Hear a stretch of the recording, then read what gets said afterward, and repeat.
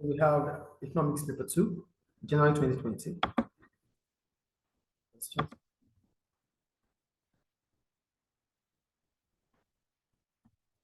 National trade that takes place with no restriction is known as free trade. Without restriction, that's free trade. If there's restriction, that means there's tariffs, there's quotas, there's ban, and so on. So that's not free trade. So globalization is the interconnectedness between countries. It's not trade restriction. Protectionism is trade restriction. And foreign direct investment will lead to multinationals coming into the country. So the answer is C, clear. We go to question B. What is the name given to a country's export and import of services that's invisible? For visible, it's about physical goods. Transfer of payment is part of current account balance, and the balance of payment is also part of the current account balance. Clear? Yeah. So go to question C. For question C, this is what is meant by the term unemployment? Unemployment is a situation whereby those that are willing and able to work and are in this age limit to work couldn't get unemployment. Willing and able to work within the age limit to work, but couldn't seek or couldn't find employment. That is unemployment. Is it clear? So go to question D, sorry. What is meant by the term trade-off? When we talk about trade-off, we're talking about a choice between two given objectives that to increase one, you have to reduce the other. So to achieve one, you have to give up the other. That is what trade-off is. It's not the same as opportunity cost. Opportunity cost is the next choice, is the cost of the next alternative forgone. So you have choice A and B. You are choosing one. That is opportunity cost. The choice you didn't make is the opportunity cost. But for trade-off, you need to achieve something, and for you to achieve that, you have to sacrifice the other. So that's the difference between trade-off and opportunity cost. You have to, for you to achieve one, you have to sacrifice the other. That is trade-off. But for opportunity cost, it means you are choosing one because the cost of not choosing the other. That is opportunity cost. Yeah. Is it clear? Yeah. So go to E now, right? Yeah. Calculate the rate of unemployment. The rate of unemployment is measured as number of unemployed divided by the labor force multiplied by 100. That's according to International Labour Organization. So we have 8 million divided by 72 million multiplied by 100, which is 11.11%. Clear? We move on to the next one. So using the equilibrium, we have the table. It said draw an introduction of tariff. Introducing tariff means the cost of importation will increase. As a result, the quantity supply of imported goods would reduce. Reducing the quantity and shifting the supply curve leftward and bringing about a movement along the demand curve, increasing the price. So we're going to have a high equilibrium price, a leftward shift in the quantity supply curve. So we have QE to Q1, S to S1, PE to P1. Is it clear? Going on to question G, which talks about quality of domestic goods. They said, explain one reason why the quality of domestic goods might have resulted in this increase in the current account deficit. Current account deficit occurs when the import exceeds export. That is current account deficit. So quality is one of the reasons why we could have it. What is quality itself? Quality means meeting customers' expectation. That is quality. So if the domestic products lacks quality compared to foreign products, domestic consumers will be willing to buy more of imported goods because the domestic made ones lack quality. So as a result, the demand for imported goods will increase, bringing about an increase, bringing about a current account deficit. Is it clear? Yes. Is it clear, please? Yes. So we go to H. Said, analyze why the Indian government might have given subsidies to its sugarcane farmers. First, what is subsidy? Subsidy is a financial help from government to reduce the cost of production or to reduce the price of consumption. To reduce the cost of production or to reduce the price of consumption. That is what subsidy is. Clear? So subsidy given by the Indian government will reduce the cost of producing sugarcane, making the price of sugarcane become lesser. Do you get it or not? When government gives subsidies, with government subsidized for sugarcane farmers, it makes the cost of production for sugarcane to reduce. As a result, the price of sugarcane would fall. Clear? As the price of sugarcane becomes lower, it brings about an increase in international competitiveness, which means export of sugarcane will increase. which may in turn improve the Indians' current account balance of payments. Do you get it? A lower price for sugarcane makes the price of sugarcane to be cheaper. It makes sugarcane to be the exportation of sugarcane to increase in India, bringing about an improvement in the balance of payment of India. Clear. Subsidies will also encourage more farmers to produce sugarcane. As a result, increasing the supply of sugarcane. The GDP of India will also increase. Is it clear? Yes. That is about H. So that's all about question 1. Any question about it? No. Okay, done. Go to question 2. We're going to question 2. Yeah? So figure 2 shows the rates of taxation in the UK in 2018. So based on the income per year from 0 to 11,850, the income, when you look at the schedule, the income is increasing. So as the income increases, the rate of tax paid is increasing. That is basically progressive taxation. Progressive. It's a tax that increases as level of income increases. When tax is paid based on how much more you earn, that is progressive taxation. Clear?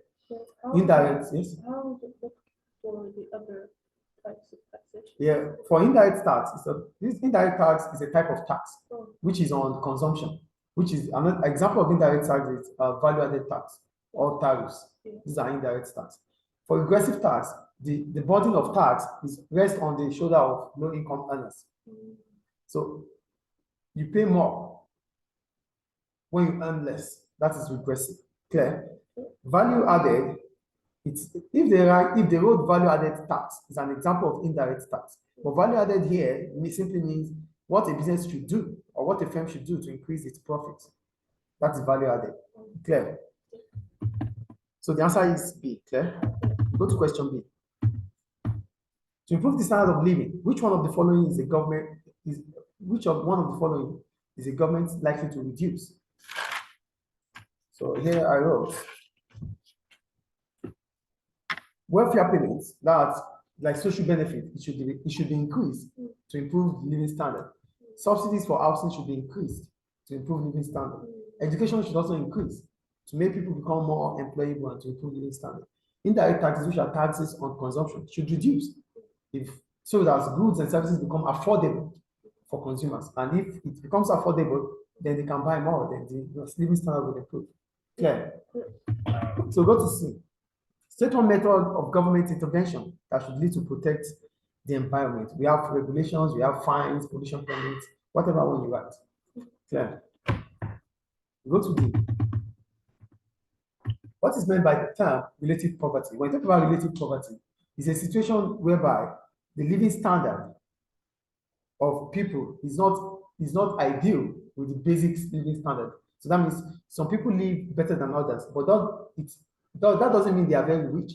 But some people's life is far better off a bit than others.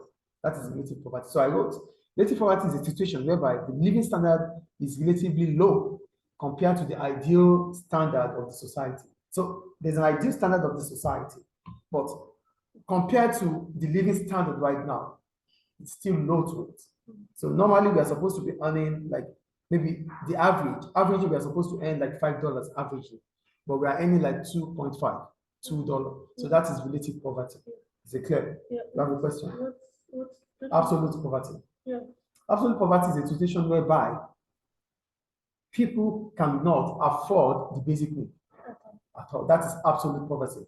But here, it's just that we are not in the ideal, or we don't have the ideal living standard, but we are still trying. We can still afford some things.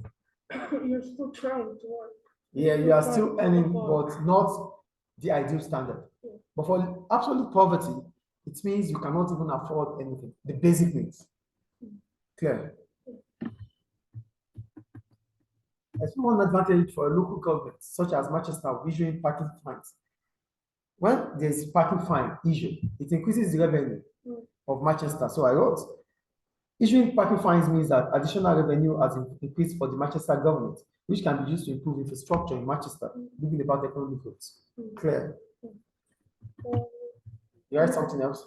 I also included that it should also increase the use of the public transport. Yes. Yeah. Because Public transports are It's an alternative. Yeah, and more, less motors. Yeah, that would also reduce pollution or congestion. Clear. Explain one possible reason why a large percentage of Greece's GDP might be unrecorded. So I wrote a large percentage of Greece's GDP might not be recorded due to hidden economy. We call it hidden economy. So for hidden economy, most of the time we have hidden economy because people want to evade tax. They don't want to pay taxes, or maybe because they are doing things that are illegal. So, but money goes in and out. But this money are not recorded because government does not want what they are doing. It is illegal to transact in that way. So it's jobs that are not recorded. Transactions that are not recorded, not jobs. No, jobs are recorded. Transactions, not jobs. Yeah, so examples of this could be like stuff that are illegal or Yeah, maybe like is illegal. Whatever you think in your mind that is illegal to do. to do, and it's been done. Transaction is done. Money has been changed. Money has changed hands.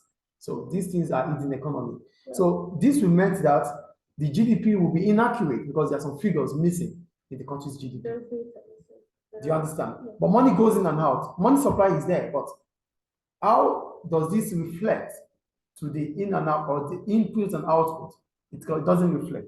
Yeah. That brings about inaccurate GDP. Clear? Yeah. Go to G.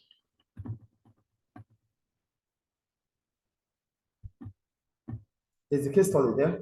With reference to the data above and your knowledge of economics, assess the ways a country such as New Zealand could reduce the shortage of seasonal workers. First, what are seasonal workers? I wrote, seasonal workers are those who are engaged during a period within a year. These are what we call seasonal workers. They work per season. They work in a certain period within a year. So this is called seasonal employment. So the New Zealand government may use the following ways to encourage the supply of workers because based on the data, there's shortage of supply of workers in the kiwi fruit industry. I think, yeah, the kiwi fruit. So I wrote, the New Zealand government may use the following ways to encourage the supply of workers. One, supply side policies. For supply side policies, I wrote, this can be done through training and education, which allows people to become more flexible due to additional skills to be able to work in the kiwi fruit industry.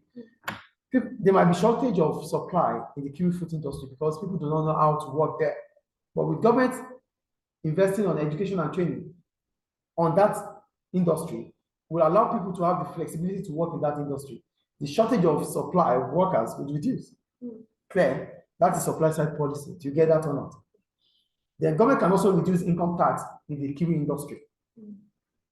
So reducing income tax in the kiwi industry will become an incentive to make people to want to work in that industry. So because they will be paying less, that increases their disposable income.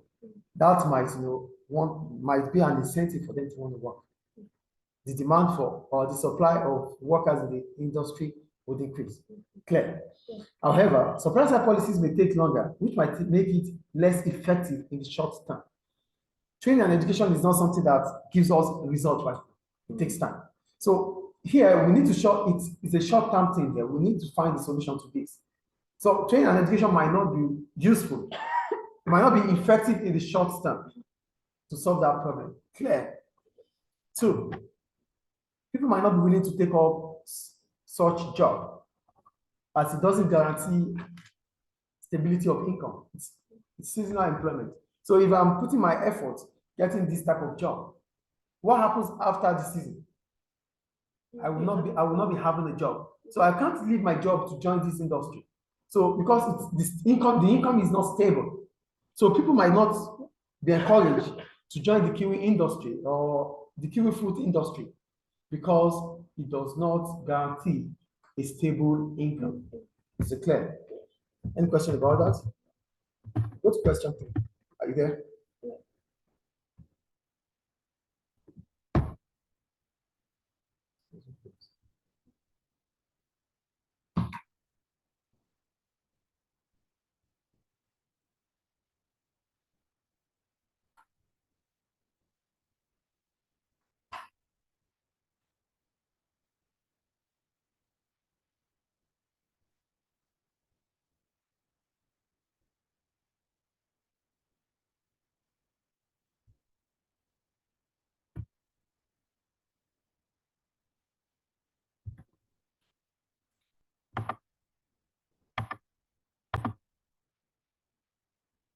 Go to question 3. A fiscal surplus occurs when talking about surplus implies that it implies to expenditure or revenue more than expenditure or expenditure less than revenue. So here we have a country export more than its import. Export more than import will bring about current balance of trade deficit or surplus. Clear. But if export is more than import, it is balance of trade surplus, not fiscal surplus.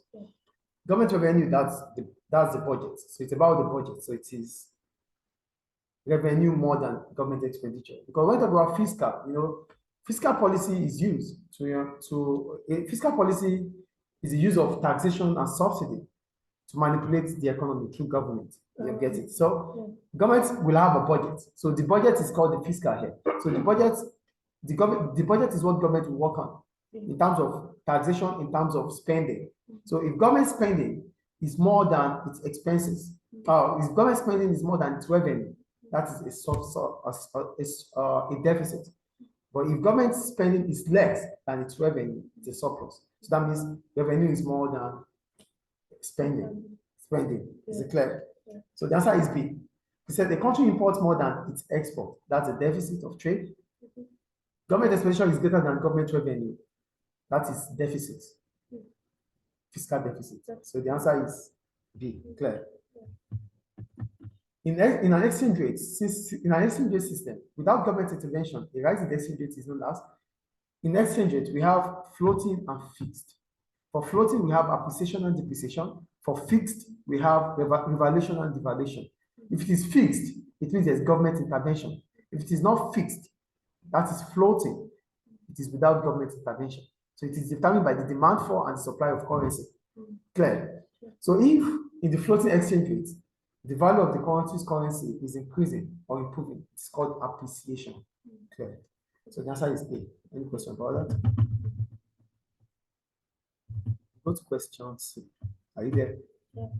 Explain one reason why low and stable inflation is a macro. You have a question? Okay. Explain one reason why low and stable inflation is a macroeconomic objective for a country such as Cyprus.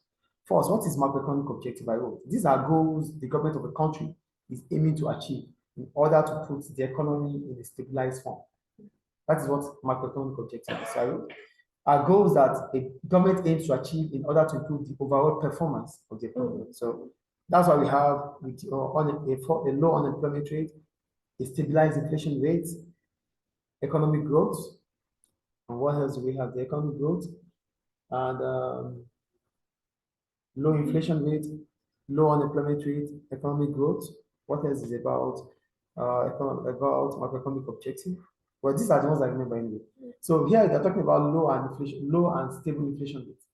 First, when we talk about inflation rates, based on this, let me just explain something here. It said the rate of inflation in Cyprus decreased from 3.1 to 3%. This is all called disinflation. Disinflation. Not deflation. Deflation is a persistent fall in the price of goods and services. But when the rate of inflation falls, we call it disinflation. Clear? Great. So here there's disinflation here. So why would government of Cyprus wants to achieve disinflation? Low and stable inflation is a macroeconomic objective because it brings about price stability, which allows consumers the confidence to purchase more. When the inflation rate is stable, it means consumers will be rest assured, will have an optimistic belief, or will be optimistic about the future or about what happens in the future, which means they can buy as much as they want to buy. Increase. So if consumer confidence increases, their purchasing power would increase. As a result, they will be able to buy, bringing about an improved living standard. Clear? Go to D.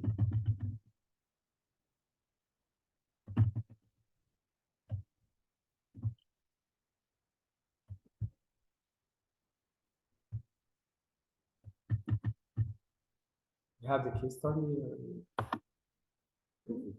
Yeah, we have the case study. So with reference to the data above and your knowledge of economics, assess the likely effectiveness of lower business taxes in stimulating investment in a country such as the US. That's E. That's E. So we're in D, right? Yeah. Sorry, I skipped. D, yeah, D. Okay. They analyze the likely impact on an increase in interest rates on the currency of South Africa. First, what is interest rate? Interest rate is the cost of borrowing or the reward for saving. The cost of borrowing and the reward for saving. That is interest rate. Clear? So an increase in interest rates makes saving to be more beneficial to savers. So if interest rate increases, people will be willing to save more. So that means savers will be better off during in an increase in interest rates. They'll benefit. They benefit more. Is it clear? That's the first point I wrote. Now I said foreign savers will be better off as they will want to save more in South Africa. Foreign savers now, like the FDIs. So this will increase the demand for South Africans rand, the currency for South Africa. Clear? Which will lead to appreciation of the rand. Did you get that? Okay. Any question about that? No. Okay. So we go to that's all I wrote yet. So we go to D now, right? Or E? E. Okay, good. So we have the case study. And the government of US reducing cutting taxes here. The government of US cut tax in 2018. That's the case study, right? So with reference to the data above and your knowledge of economics, assess the likely effectiveness of lower business taxes in stimulating investment in a country such as the US. First, when we talk about business tax, we're talking about corporation tax, taxes on profits made by firms. So lower taxes will bring about higher profits for firms in the US. As a result, they increase the setting up of MNCs in the US. So a cut in tax means that profit made by firms will increase. As a result, that could encourage firms or attract MNCs to the US. Clear? Is it clear or not? So an increase in the setting up of new firms will bring about an increase in output and employment. So if new firms set up in America, in the US, it means GDP in the US will increase or output in the US will increase. And not only that, employment opportunity will increase in the US. Clear? Yeah. Can you repeat first of all? A cut in taxes might have bring about an increase in MNCs setting up in the US. So if MNCs are now setting up in US, it increases the output of US, that's the GDP of US will increase. Because whatever is being produced by MNCs in US will be counted as output in the US, increasing the GDP of US. Clear? And it does not only increase the GDP of US, it also increases employment opportunities. It creates jobs for the citizens, bringing about an improved living standard. Clear? Yeah, GDP and employment. Clear. However, the tax rate is in the US. In the US, despite a cut, is not the lowest in countries because countries like Canada, Ireland, Hungary, and Switzerland have the lowest tax rates according to the case study. You get my point here? I wrote the tax rate in the US, despite a cut, is not the lowest. Countries like Canada, Ireland, Hungary, and Switzerland have the lowest rate of tax. That's the first point I'm making in assessment here. This means MNCs might find the above named countries attractive to set up their head offices. So they might not want to go to the US. Clear? Lastly, a cut in tax may reduce government revenue, especially if new firms or MNCs do not find it attractive to set up their business in the US. Now, the government of the US is cutting taxes on profit, which means domestic businesses in the US would have witnessed a cut in their taxes too. But the US government is not doing it because of them alone. The US government is doing it to attract MNCs, multinationals to come into the country. But if they find it not attractive, it would have meant that government taxes would have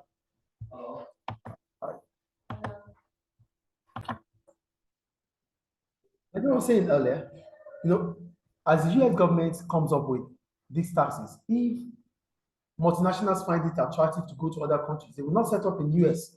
So not setting up in US means that the aim of US government in achieving more revenue would not come to limelight. Is it clear now? So go to question 4.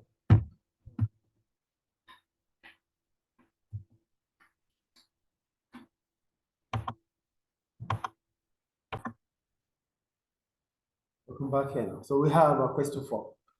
So calculate the percentage change in Kenya's interest rate between January and October 2018, showing the working.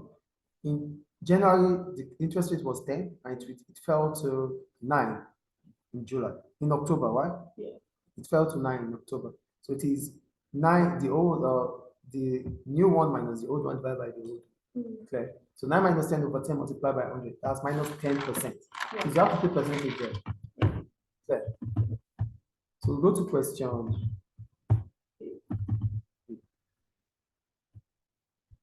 The annual rate of inflation in Kenya was 5.7 in September 2018 and fell to 5.53 in October. So this is still disinflation, right? Great. Analyze how monetary policy could be used to further reduce the rate of inflation in Kenya.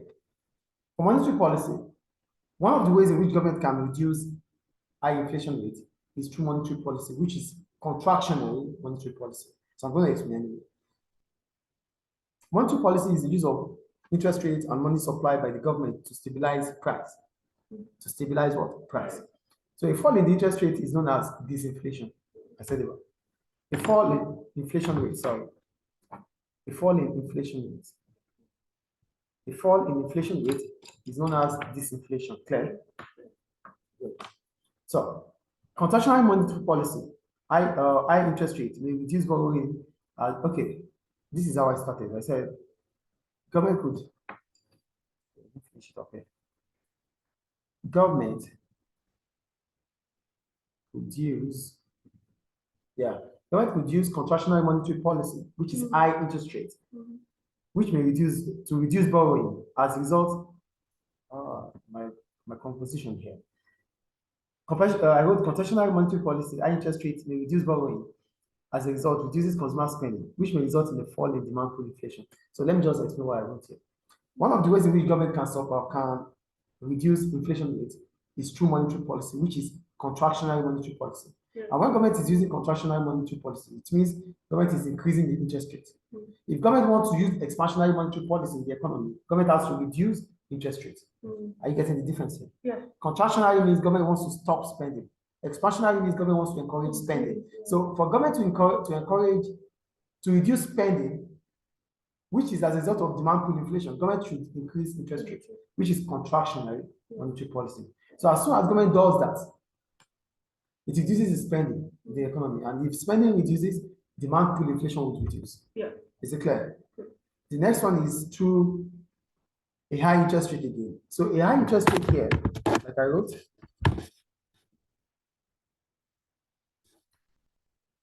again, a high interest rate may bring about increase in country's exchange rate.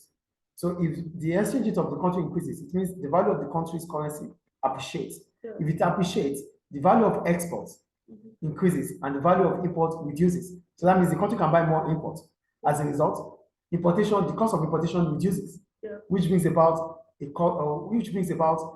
fall in the cost push inflation. Okay. The first one is about contractionary monetary policy using interest rates, which will bring about a high interest rate, reducing consumption for consumption for consumers, bringing about a fall in demand pull inflation. And if the demand pull inflation reduces, prices will fall. For cost push inflation, this will come as a result of high interest rate, bringing about appreciation of the country's currency. So if the country's currency appreciates, export becomes expensive, imports become cheaper.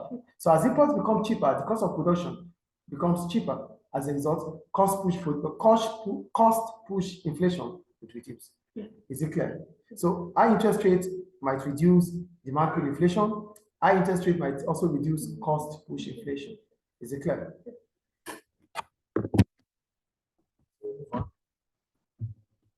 So do I finish it? Yes, I finished it. Yes, I finished. I talked about demand pull inflation and cost push inflation. Yes. So go to C now. This study is there. So with reference to the data above and the knowledge of economics, evaluate the likely benefits for Kenya of the globalization of its flower industry. First, what is globalization? I wrote it is interconnectedness between economies, between countries, interconnectedness, coming together, movement of capital, movement of people, movement of technology, movement of intellectual property. These are all we call globalization. So I wrote, based on the data above, the Kenya flower industry contributes highly to the GDP of Kenya. and provides employment opportunity for over 100,000 people. With globalization, which has brought about increase in exports of Kenya flour, will bring about high level of employment, which may result in improvement in the living standards in Kenya. Clear? Due to increasing exports from the flour industry, it should increase tax revenue for government.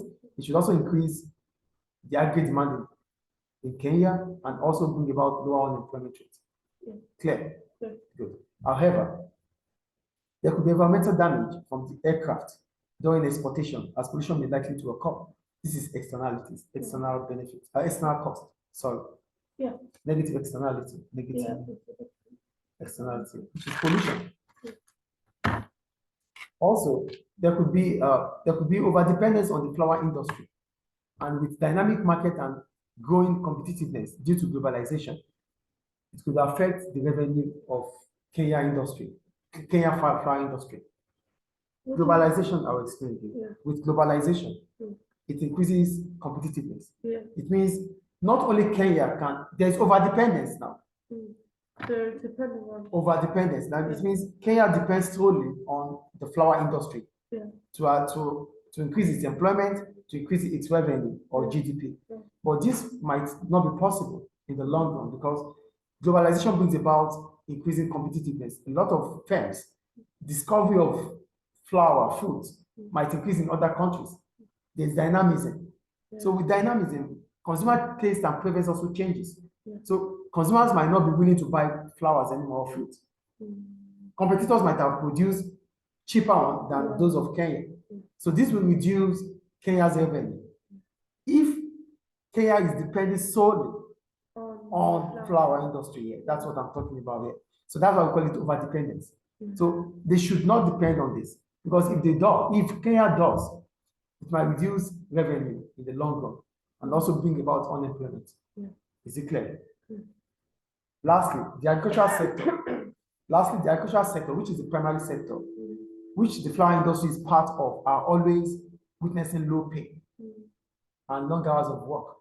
The primary sector is the cheapest of all in terms of labor. So it means the living standard in Kenya might not improve through the flour industry. Is it clear? So I wrote, lastly, the agricultural sector, primary sector, which the flour industry is part of, are always witnessing low pay and long hours of work, which means increase in globalization may not reflect in improved living standards for the people in Kenya. Is it clear? So that ends paper 2 of January 2020.